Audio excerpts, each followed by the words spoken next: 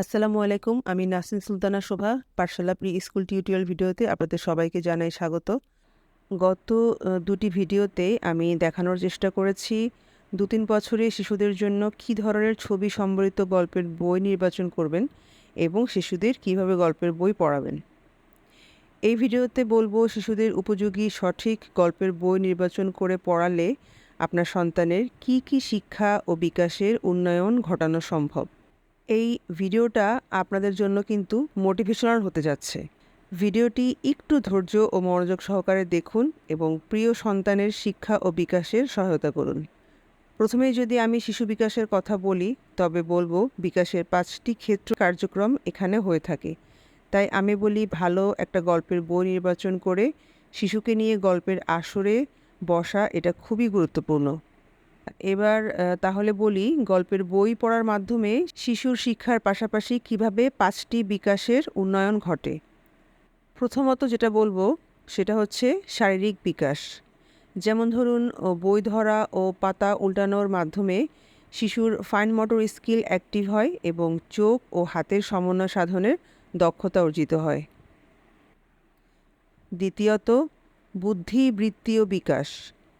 সেটা কি? সেটা হচ্ছে যে ছবির মাধ্যমে বিভিন্ন জিনিস চিনতে পারা এবং সেগুলোর ব্যবহার বুঝতে পারা, গল্পের ঘটনা বুঝতে পারা, গল্পের ভালো মন্দ চরিত্র থাকলে তা বুঝতে পারা এবং ছোটোখাটো সমস্যার সমাধান করতে পারা। তৃতীয়ত ভাষাবৃত্তীয় বিকাশ। গল্পের উপর ভিত্তি করে ছোট ছোট প্রশ্ন উত্তর এবং এর মাধ্যমে ভাবের আদান প্রদান করা, শুদ্ধ ও স্পষ্ট করে কথা বলতে পারা, ভাষা ব্যবহারের সময় যথাযথ শব্দ প্রয়োগ করতে পারা ইত্যাদি ভাষা সংক্রান্ত বিভিন্ন দিকের উন্নয়ন ঘটে থাকে। চতুর্থ ও পঞ্চম বিকাশ যেটা হয় সেটাকে আমরা একসাথে বলতে পারি বা বলে থাকি সামাজিক ও আবেগীয় বিকাশ।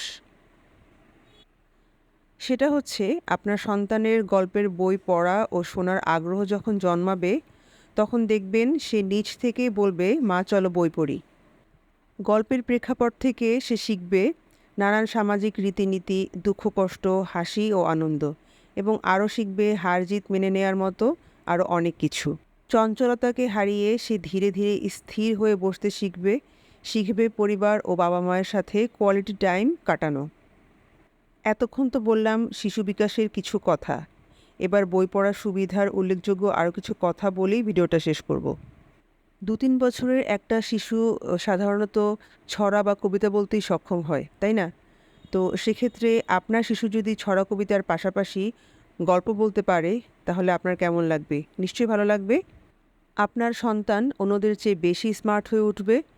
বই পড়ার মজা পেয়ে যখন অভ্যাস গড়ে উঠবে তার, তখন দেখবেন সে আপনাকে বিরক্ত করাও ছেড়ে দেবে। বই পড়ার মজায় সে ডুবে থাকবে। চঞ্চলতা বা অস্থিরতা থাকবে না। অকারণে অপ্রয়োজনীয় খেলনা কিনতে চাইবে না মোবাইলে ডুবে যেতে।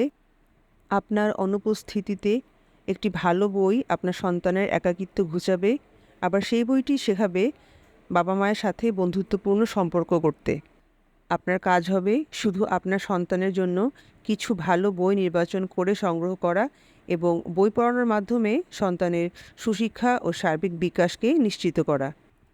আমি জানি বেশিক্ষণ কথা শুনতে অনেকেই ধৈর্যহারা হয়ে যায়, তাই আজ আর নয়।